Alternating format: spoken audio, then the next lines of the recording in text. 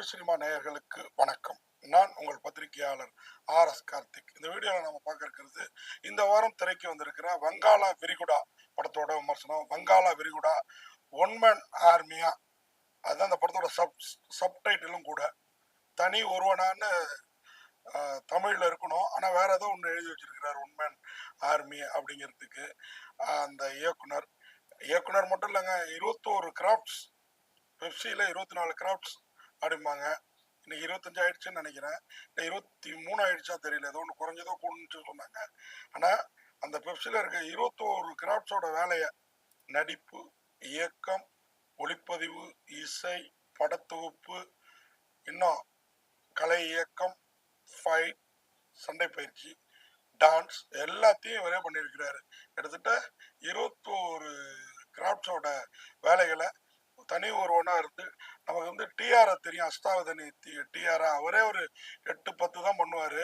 இவர் வந்து 21 கிராஃப்ட்ஸ் எடுத்து அதுல தன்னுடைய திறமையை காண்பிக்க முயன்றிருக்கிறாரு. உண்மையா ஒரு அருமையான கதையை வச்சிருக்கிறாரு.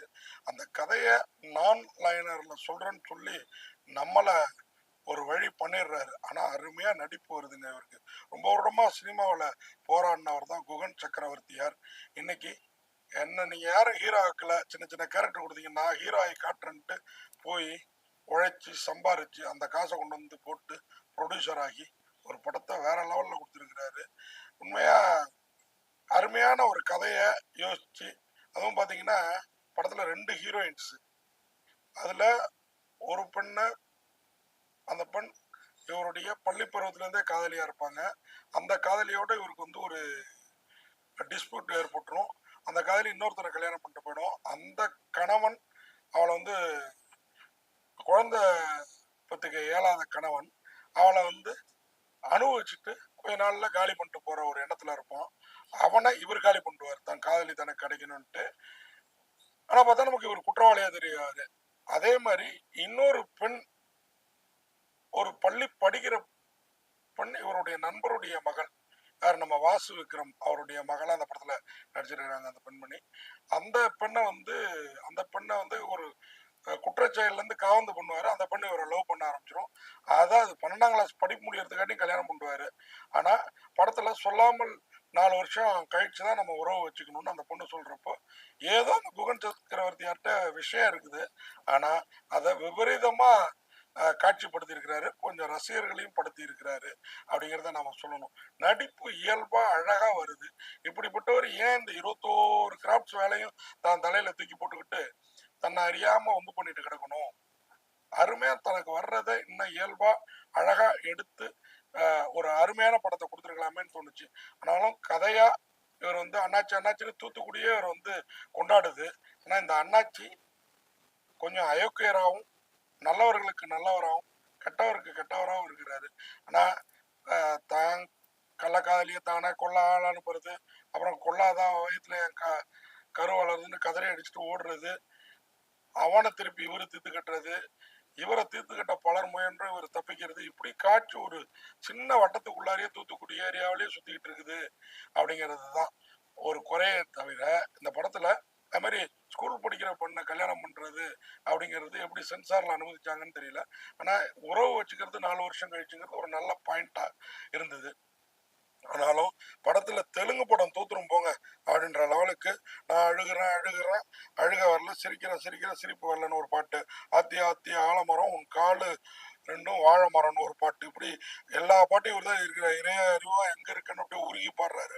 4 வருஷம் தான் ஜாஸ்தி, அதனால ஏத்துன ஜாஸ்தின்னு அதுல டைலாக் எல்லாம் வரிலாம் வேற லெவல்ல வருதுங்க. கிழக்க போகும் சூரியனை, சூரியனுக்கு எந்த நிலைமைனா மனுஷனுக்கு எந்த நிலைமைன்னு ஒரு பாட்டு, என் ஊரு தூத்துக்குடி என் ஊரு கந்தங்குடின்னு ஒரு டமுக்குட்டப்பா பாட்டு ஒண்ணு, இறைவா இறைவா அப்படின்னு ஒரு பாட்டு, இது இல்லாம இன்னும் பல பாடல்கள், தேவதையே தேவதையன்னு ஒரு பாடல், இப்படி படத்துல எக்கச்சக்க பாடல்கள். ஆனா சில்லுக்கோடு தாண்டுறேன் அப்படின்னு சொல்லி, சில்லுக்கோட்டுனா தெரியும்ல, தீத்து கட்டிட்டு அப்படிங்கிறது, ஒத்த வீட்டு சாவியை கொண்டு வந்து இவளுக்கு கொடுன்னு ஒரு ஒரு ஒரு அபலை பெண்ணுக்கு வாழ்க்கை கொடுத்து அவளுக்கு தான் அடியாலேயே கல்யாணம் பண்ணி வைக்கிறது, அங்க கதவுக்கு வெளியில அவன் கற்பனை பண்ணிட்டு இருக்கிறது, இவரோட உறவு வச்சுட்டு இருக்கான்னு, இப்படிலாம் சில சீன்ஸ் எதுக்காக இந்த சீன்ஸ் எல்லாம் வச்சிருக்கிறாரு அப்படிங்கிறது இறுதியில கொண்டு வந்து நாலு லைனரா சொல்லி கொண்டு வந்து இணைக்கிறப்போ அட போங்கடா நீங்களும் அப்படிங்கிற லெவல்ல நம்ம மணலையை கொண்டு போறது தான் அந்த படத்தோட பலவீனம். அதே நேரம் இந்த ஹீரோ குணா சக்கரவர்த்தியாரோட நடிப்பு அவ்வளவு பிரமாதமா இருக்கு. அதை விட இந்த படத்துல சொல்லப்பட்டிருக்கிற மெசேஜ் ஒண்ணு வந்து, எனக்கு தெரிஞ்ச கடவுள்னா மனைவி வந்து நான் உங்களுக்காக ஒரு புலவத்தை தரணும், நம்ம ஒரு சாமியை கும்பிட்டு காரியத்துல இறங்குவோம் அப்படின்னு சொல்றப்போ கூட்டு போய் அப்துல் கலாம் சமாதியில அவங்கள நிறுத்தி, எனக்கு தெரிஞ்ச வாழ்ந்த கடவுள் வாழும் கடவுள்னா அது அப்துல் கலாம் ஐயா தான்.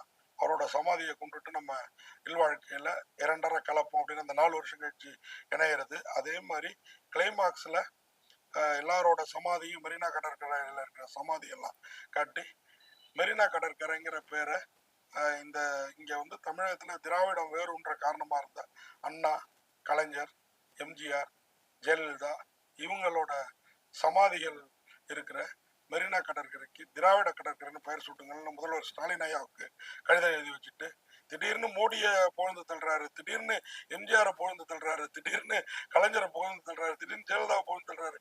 யாருதான் இவரு அப்படின்னு பார்த்தா இவர் அடுத்த படத்துக்கு பேர் வச்சிருக்கிறாராம் அடுத்த முதல்வர் யாருன்னு. அதை எலெக்ஷனுக்குள்ளார வெளியிடுவீங்களா எப்படின்னு தெரியல. அடுத்த முதல்வர் யாரோ எவரோ அது கேட்டா ஆளுங்கட்சியோட சாதனையை சொல்லி நான் அடுத்த முதல்வர் படம் எடுக்க போறேன் அப்படிங்கிறாரு. எதோ சொல்றாரு.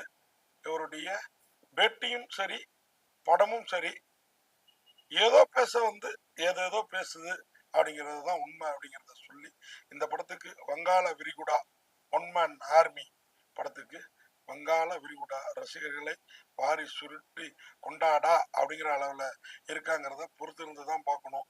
ஏன்னா அவர் எதையோ ஒன்று நினச்சிட்டு எடுத்துருக்கிறாரு. ஆனால் ஏதோ ஒன்றா நமக்கு தெரிகிறப்போ கொஞ்சம் வருத்தமாகுது.